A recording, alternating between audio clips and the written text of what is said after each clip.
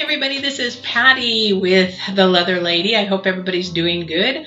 I thought I'd come on and do another video and do some explaining of different saddle parts. Not only that for the English, Australian, and Western, so that you guys can understand when you take them to get them repaired, refleeced, reflocked. You can see what it takes to actually get a saddle apart and put it back together.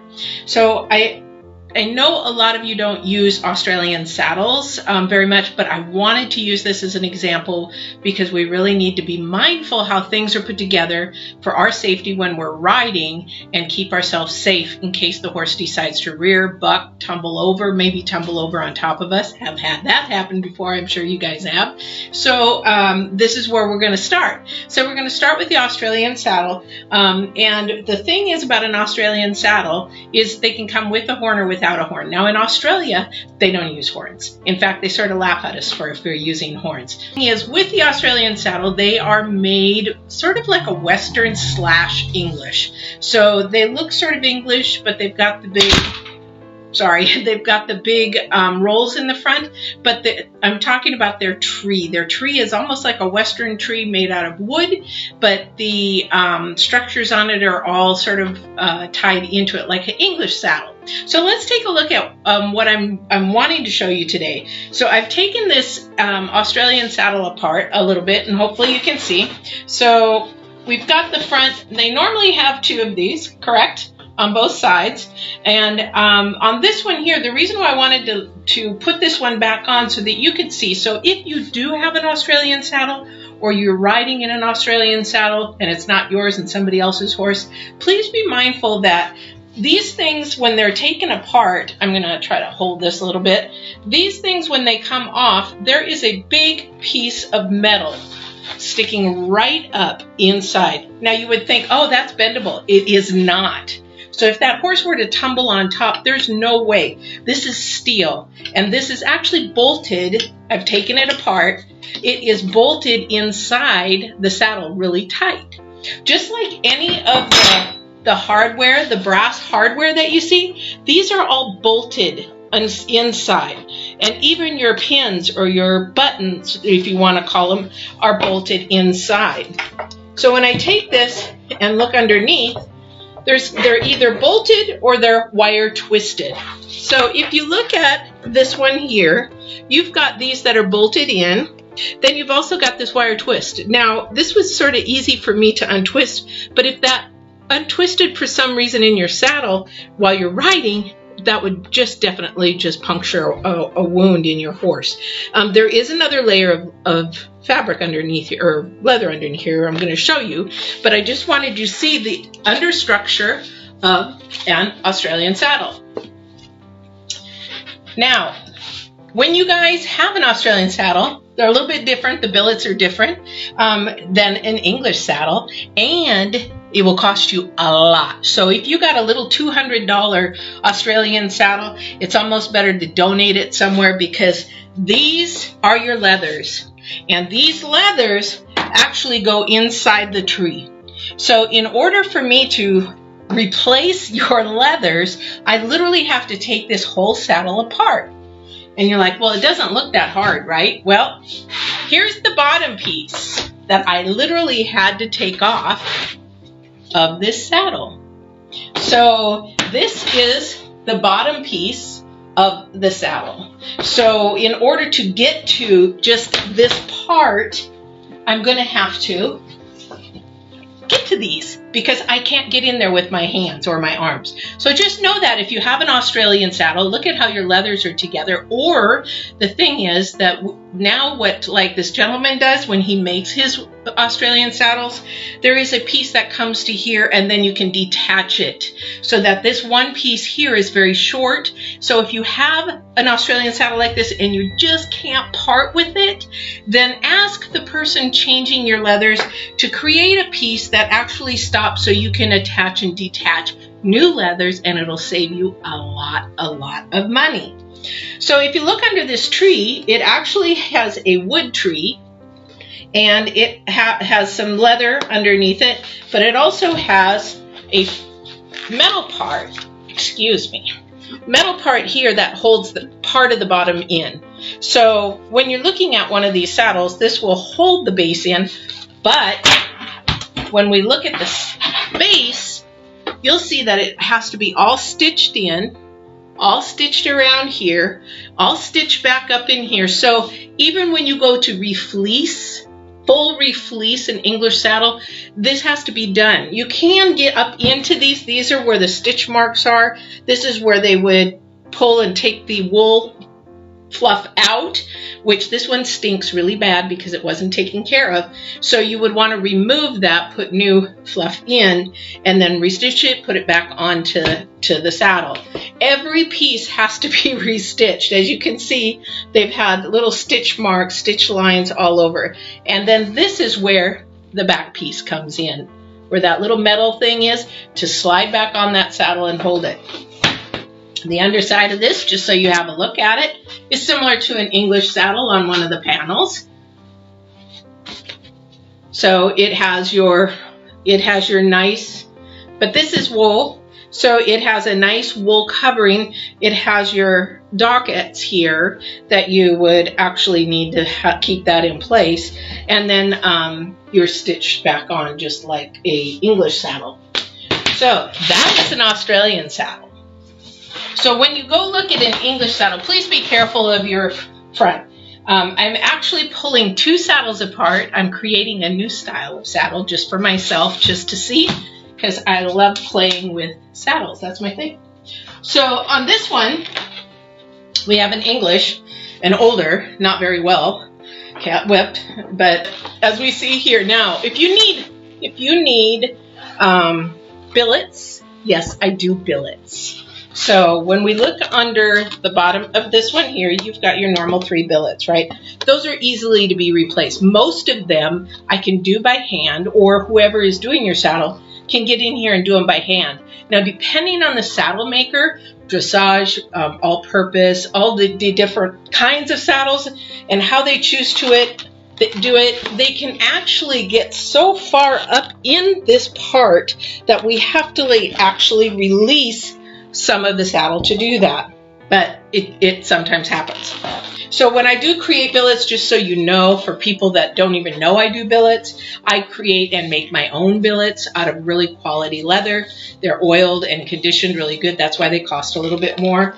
I can buy billets, but we never know what kind of leather we're getting, or how the quality, if it's a 1, a 2, a 3, that kind of thing, because most of Europe gets our high quality leather, our skirting leather, our saddle leather. So South America sends it straight to Europe first. They get the first pick, then we get the rest. So anyway, so then the bottom of your saddle, your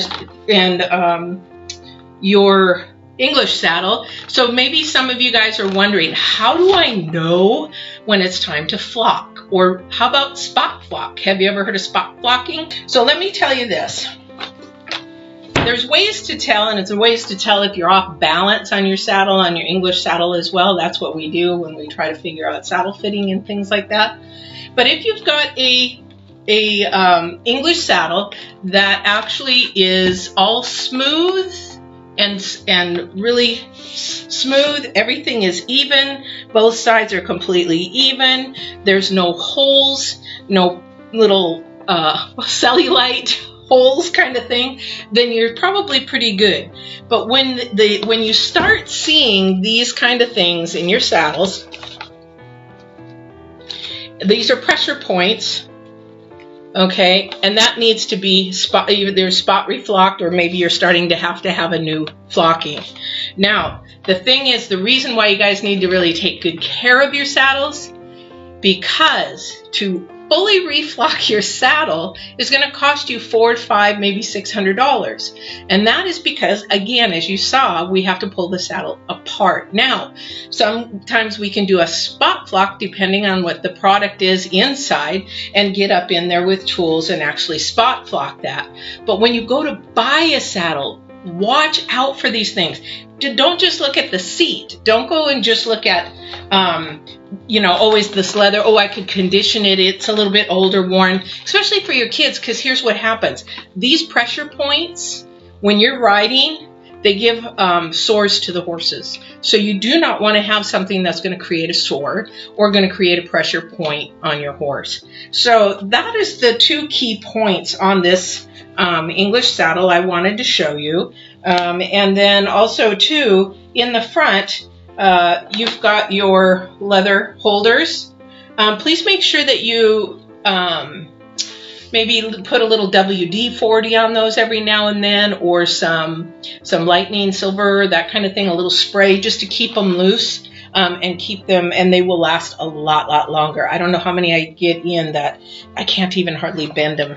So, and then to replace those, you're costing a lot too, because we got to take it out and take it apart. So that's the English saddle. A good English saddle maker, if you have a part that has broken, you can contact that maker and say, hey, do you have any spare parts? Because if you want me to repair something, it's better to have an original part from the maker who's actually made the saddle than have to have me go find a substitute that maybe not be as good quality. So when we're looking at Western saddles, for those of you that are Western, this is an old 100-year saddle. I love it. I'm actually refleecing it. It used to be my beau's horse, but a hit for him, but he's gone now. Anyway, I love it because you know what? You would think that a hard seat on a saddle is really uncomfortable, but I've ridden in so many different kinds of saddles and types of saddles that this is the most comfortable you could ever have. You can throw a sheepskin on it if you want to, but oh my gosh, riding the trails, this was so comfortable. And the reason being is because of the type of tree it's in, also where the stirrups are placed, not stirrups, excuse me, the fenders are placed. So I have this off here, and you can see, here's the bottom of it. I'm going to see if I can stretch this. I'm just starting to put this back on. I was going to use it for an example though. So if you look underneath, you can see that it's all wood, right? Some of them are rawhide covered. If you're going to get a real Western saddle, best is to get a Western saddle with a rawhide cover on its tree. This is called a tree. This is what we set on. So if you bring me your saddle to be refleeced, like I'm doing here, what I do is I pull everything off, and then I inspect the tree, I inspect the holes. So for example, this one here, if you look closely, hopefully it's not too dark, you can see it's starting to split. This wood is starting to split. So maybe we need to take care of those. Maybe we need to let the owner know, hey, or I can actually see if a tree is split. If a tree is split, that's it. We cannot fix that tree. You'd have to, we can if we want to take the whole saddle apart and rebuild it and put it all back together. Depends on how sentimental that is. It'd cost you almost the price of a new saddle. So because we not only, a Western tree to build a saddle is, let's see, my mentor's been gone for 3-4 years now. Back then it was $500 for a tree. So when you go and you buy a new saddle that has a tree in that, then you're looking at just the tree alone. So can you imagine how much time and effort and everything, skills and trade a saddlesmith has put into that? And people complain for their time and their materials. One hide, it takes 2 hides for a saddle, and 1 hide is going to cost a saddle maker, depending on the place, it could run you $110 to $180, sometimes $200 a hide.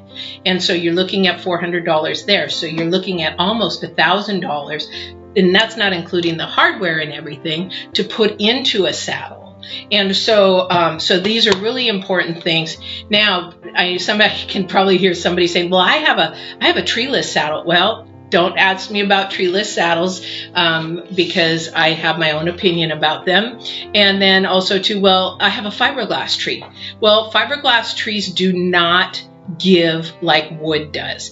Fiberglass is firm, it's hard, it's rigid, and you're going to end up with more sores than an actual wood tree. So again, each saddle maker is his own, but if you go to a saddle maker and you start talking about synthetic trees or plastic trees, things like that. Also, too, if you're in an accident, they don't hold up. They don't bend and flex like a regular, so you could actually get hurt even more.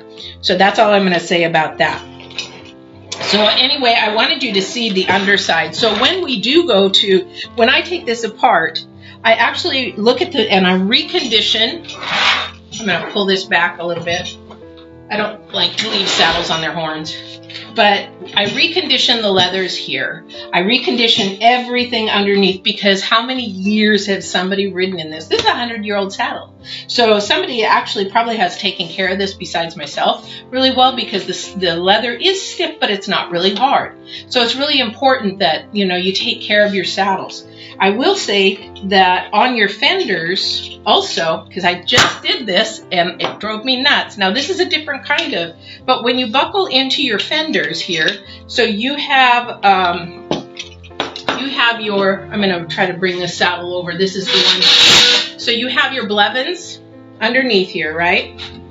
Please be sure to clean your blevins, because here's the thing. If you have them in the trailers, you have them in the weather, you have them in the elements of the skin, the sweat, and everything else, what happens is, and they get rusted. This one here, one of the blevin things broke off, and the thing is that they will rust and corrode to your leather, and then we can't get them off, so then we have to cut the leather, and if it is too short, we may need to have new leathers, and that's going to cost you even more. Just take care of your equipment. That's all I can say. Really if you don't have the products, call me. I sell products. I sell cleaning, I sell conditioning, I sell all the supplies, not only for saddlery and tack, but I also sell supplies like dyes and leathers and scrap leather and all that kind of stuff. Whatever you need for leathercraft, I can get it for you. So with this, back to the refleecing. So I condition everything here. And then what happens is I have to place not only this leather back on, but there are several layers of leather. So I have to go in before I even start and unstitch all that bad stitching. Then I have to go ahead and pull all the threads out of the holes. Then when I have to go put it back together, so I have to glue the fleece down. We call it a shearling.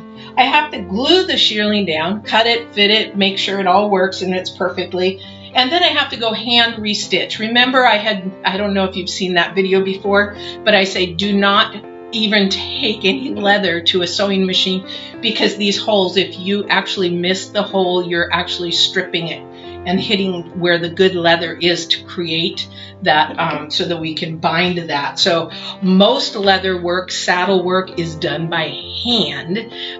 New saddle works, we definitely can do on some parts on the machines, but a lot of it is done by hand. That's why saddlesmith is a trade and unfortunately a dying art. So if you know a saddlesmith, please support them, and when they make their saddles, please just, acknowledge them for all the hard work that they do, because they don't even get paid really for what the workload that they do.